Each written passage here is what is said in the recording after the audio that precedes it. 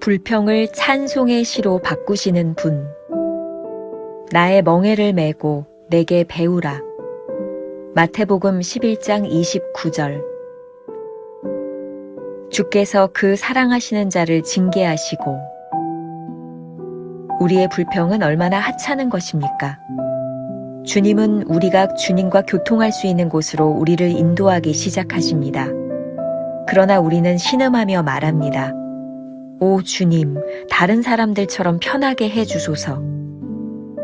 예수님께서는 우리에게 멍에의 한쪽 끝을 잡으라고 하십니다. 나의 멍에는 가벼우니 나와 함께 이 멍에를 메자. 당신은 이와 같이 주 예수님과 일치되었습니까? 그렇다면 당신은 주님의 도우시는 손을 느끼며 그분께 감사하게 될 것입니다. 무능한 자에게는 힘을 더하시나니 하나님은 오셔서 감상에 빠진 우리를 건져내시고 우리의 불평을 찬송의 시로 바꾸십니다. 하나님의 능력을 알 수 있는 유일한 방법은 예수님의 멍에를 지고 그분께 배우는 것입니다. 여호와로 인하여 기뻐하는 것이 너희의 힘이니라. 성도들이 어디에서 기쁨을 얻습니까? 만일 우리가 성도가 누구인지를 알지 못한다면 이렇게 말할 것입니다. 오, 그분은 멍에가 없이 편하게 살았답니다. 베일을 걷어 올리십시오.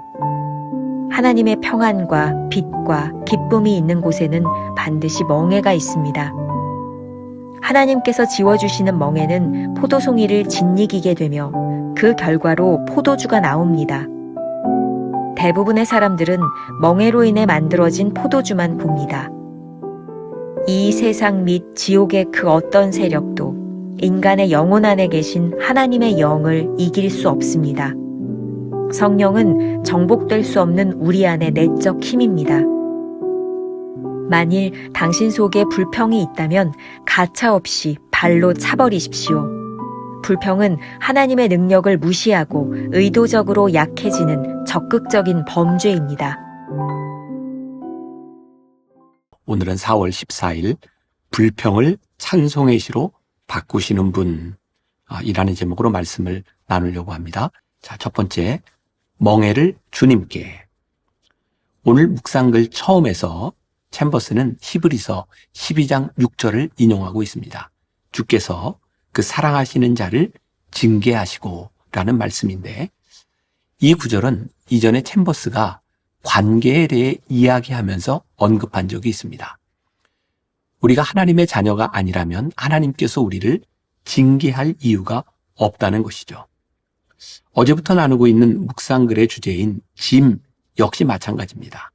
우리에게 무거운 짐이 지어질 때 불평하지 말라는 것입니다. 챔버스의 말입니다. 우리의 불평은 얼마나 하찮은 것입니까? 주님은 우리가 주님과 교통할 수 있는 곳으로 우리를 인도하기 시작하십니다. 무거운 짐이 찾아올 때 우리는 종종 신음하고 불평합니다. 그러나 그 순간 주님은 우리에게 이 멍에의 끝을 잡으라고 말씀하십니다. 오늘 본문의 말씀이죠. 나의 멍에는 가벼우니 나와 함께 이 멍에를 매자라고 말씀하십니다. 우리가 주님의 멍에를 같이 매는 순간 주님과 일치된 관계가 형성되었다는 것을 깨닫고 감사하게 됩니다. 후안 카를로스 오르티지 목사님의 책 제자입니까에 보면 우리 그리스도인이 멍에를 매야 하는 이유를 이렇게 설명하고 있습니다. 구원이란 무거운 짐과 문제로부터 해방되는 것만 의미하지는 않는다. 물론 구원받은 우리는 무거운 짐과 문제로부터 자유로워진다. 하지만 이것을 대신하는 멍에, 즉 예수님의 멍에를 져야 한다. 그분은 당신의 나라를 위해 우리를 쓰시려고 우리의 옛 짐들을 모두 벗겨주신다. 예수님은 우리에게 당신의 문제를 안게 하시려고 우리가 가진 문제를 해결하시는 것이다. 이제 우리는 자기를 위해서가 아니라 왕을 위해서 산다. 그리스도인들에게 멍에는 없어지거나 회피해야 되는 것이 아니라 도리어 새로운 멍에를 메고 주님과의 깊은 교제 속으로 들어가는 것은 아닐까요? 챔버스는 좀 더 나아가 이사야 40장 29절의 말씀을 인용합니다. 무능한 자에게는 힘을 더하시나니.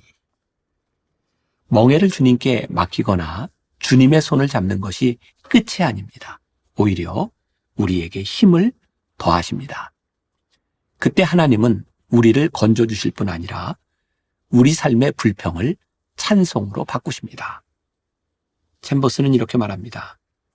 하나님의 능력을 알 수 있는 유일한 방법은 예수님의 멍에를 지고 그분께 배우는 것입니다.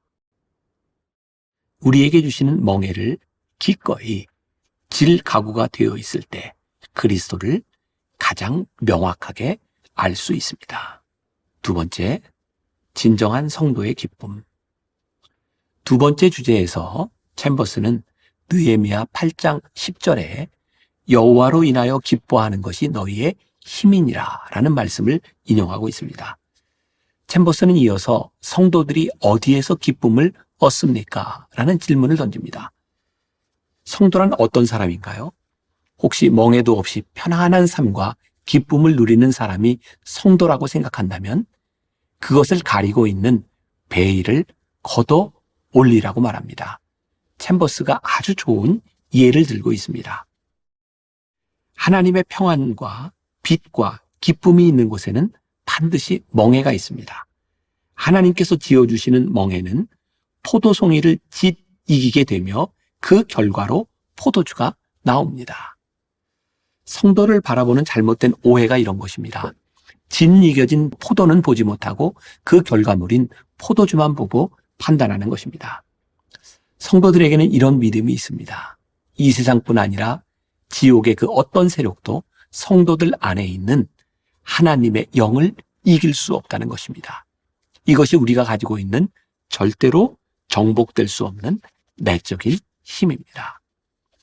존 스토트는 그리스도처럼이라는 책에서 이 부분을 이렇게 설명하고 있습니다. 이 세상에는 예수님에게 와서 쉬기만 하고 예수님의 멍에는 매지 않으려고 하는 그리스도인이 너무나 많습니다. 그러나 우리가 주목해야 할 것이 있습니다. 예수님은 지금 두 가지를 제안하고 계시지만 각각의 초대에 응할 때 주시겠다고 약속하시는 것은 정확히 똑같습니다. 수고하고 무거운 짐진 자들아 다 내게로 오라. 내가 너희를 쉬게 하리라. 나의 멍에를 메고 내게 배우라. 그리하면 너희 마음이 쉼을 얻으리니. 다시 말해서 우리가 예수님에게로 와서 짐을 내려놓을 때뿐만 아니라 예수님의 멍에를 맬 때도 우리에게 쉼을 주시겠다고 약속하십니다. 전 문화부 장관인 이어령 씨의 딸, 고인이 되었죠. 이민아 목사님의 이야기입니다. 이분은 정말 좋은 가문에서 자랐고 2대 영문과를 나와 미국에 가서 결혼을 하고 LA 지역 검사를 역임한 능력 있는 커리어 우먼이었습니다. 그런데 그녀의 간증을 들으며 어떻게 한 사람이 저렇게 엄청난 고난을 겪을 수 있을까라는 생각을 한 적이 있습니다. 행복은 길지 않았고 이혼, 암, 투병, 실명 위기, 첫 아이의 사망 등 고난의 삶이 꼬리를 물고 이어졌습니다. 이민아 목사님이 이렇게 이야기를 했어요. 저는 지금 위암 말기 환자라고 해요. 그러나 제 마음에는 차고 넘치는 기쁨과 평강이 있습니다. 설사 내일 죽는다 해도 제 영에 가득 찬 사랑과 믿음을 나누고 싶어요. 남은 삶의 한순간까지 감사하고 감사합니다. 제게 고난을 허락해 주신 것에 대해 감사합니다. 왜 이렇게 나에게 고통을 주나, 왜 내 다리를 부러뜨리나 하며 원망도 했지만 그렇게라도 나를 악에서 구해내고 나를 여기까지 업고 와주신 당신께 감사합니다. 예수님이 나의 멍에는 절대로 힘든 멍에가 아니라고 했습니다. 그리고 나의 짐은 무거운 짐이 아니라고 했습니다. 서로 사랑하면 사랑하기 때문에 그 사람이 무엇을 원하는지, 그 사람이 가장 기뻐하는 것이 무엇인지를 알게 됩니다. 사랑하는 사람을 위해서 하는 행동은 무겁지 않습니다. 하나님의 계명이 여러분에게 가벼워지기를 원합니다. 가난한 마음으로 천국을 보게 하심에 감사합니다. 이제 가벼운 마음으로 당신께 향합니다. 오늘 말씀을 마무리하고 있는 챔버스의 마지막 문장이 아주 멋집니다.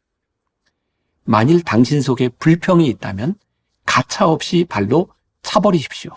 불평은 하나님의 능력을 무시하고 의도적으로 약해지는 적극적인 범죄입니다.